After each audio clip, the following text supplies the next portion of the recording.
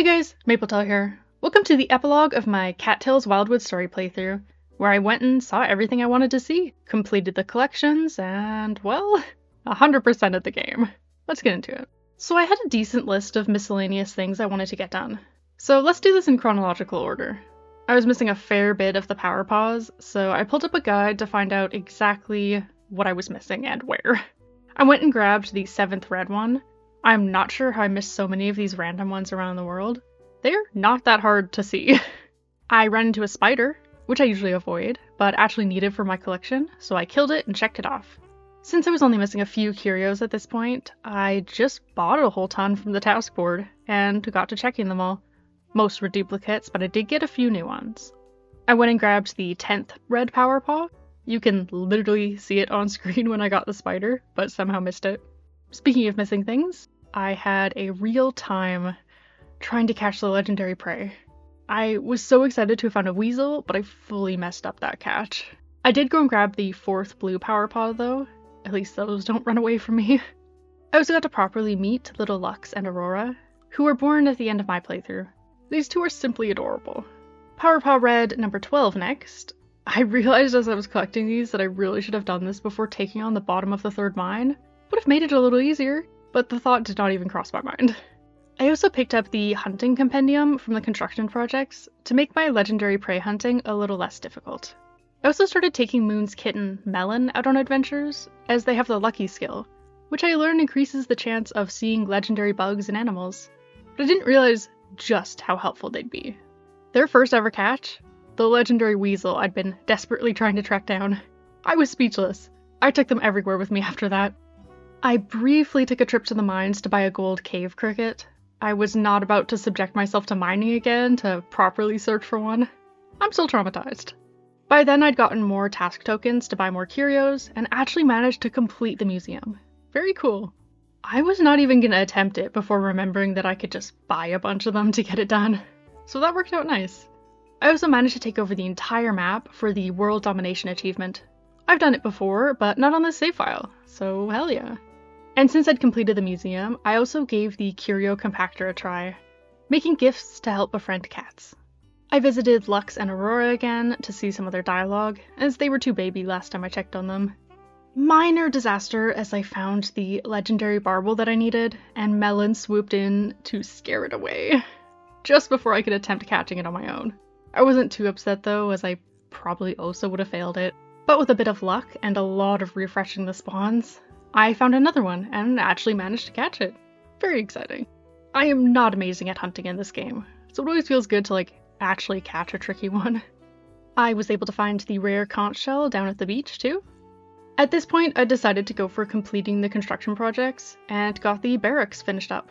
It helped me to fully take over the map. Look how beautiful. It doesn't last, but it was nice for a moment. At the fall festival, I talked to our newest kittens and picked up the final power paw, a green one. The very next day, Salem was born to Fliss and Alabaster. I was so confused as I swore we'd gotten Salem already, but I think it was actually in my alpha or beta playthrough, so I was thrilled to get them here too. Made sure to say hi to them at the winter festival. At this point I was really just waiting for spring so I could hunt down the last thing I needed to complete my collections, the rosy moth. But before that, Jack was born to Crampy and Talon. Such a cute little guy. I love that they wear a mask like Crampy, but look a bit more like Talon. These two are still my favorite couple in the game, so I was so happy to complete their little family. Then my rosy moth hunt began in earnest. Since it's a nighttime bug, you only have a handful of hours each day to look, which in real life translates to exactly 5 minutes per day. Luckily, it only took 4 nights of frantic searching with Melon's lucky skill at the ready. Collections complete. Something I've never actually been able to accomplish in any of my previous playthroughs. I went ahead and finished off the construction projects too. Another first? It was at this point that I thought to myself, I've come so far. There are only, 10 or so achievements left? Why not just try to 100% complete this game? Some happened naturally or weren't too hard, which only inspired me to get the last few. Winning 100 daily battles, donating all the curios, buying a black rose, all no problem. Unlocking 10 bits of furniture and completing year 2 were also fine. Well, having 2,000 mews on hand, buying 200 den tiles, and the garden plot upgrades were pricey, but not impossible. It was the last 4 that were quite tricky.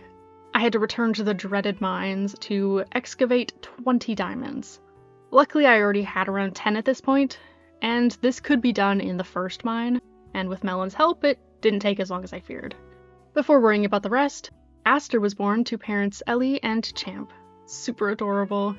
I got to visit Jack at the Spring Festival shortly after, and it wasn't much longer until I locked the final kittens, Bo, Basil, and Bubby. Such a cute little squad. I made sure to go visit them all and to say hi to Aster, checking out all their festival dialogue too at the end of summer. Last thing to do was the final 3 achievements, which mostly just required waiting. I got my stockpiles to 20 and grew 50 5-star herbs, but the longest one was just completing year 3. I mostly just slept for a couple seasons, cause really, what else was there to do at this point? I got that glorious 100% completion, and I headed to the portal in the temple, the one that leads to the game's New Game Plus mode. I'd long since decided that it would be Melon to take over Moon's legacy, so I said goodbye to my little Moon, and I stepped through. Thanks for watching. I had an absolutely amazing time with this game. There's so much to love here, and I'm glad that I've got Melon's story to return to if I ever feel like playing it for a 5th time. This is not a 95-hour game for most, but I loved every minute of it. Okay, maybe not the expanded mines. I'd be thrilled to never return to those again. I'd like to explore some more gaming content on this channel, so let me know if you have any suggestions. I would still like to tackle Baldur's Gate 3, but I know that's going to be such a massive undertaking, so it might be nice to do something a little smaller too. Either way, I hope you enjoyed Moon's story, and I'll see you next Thursday.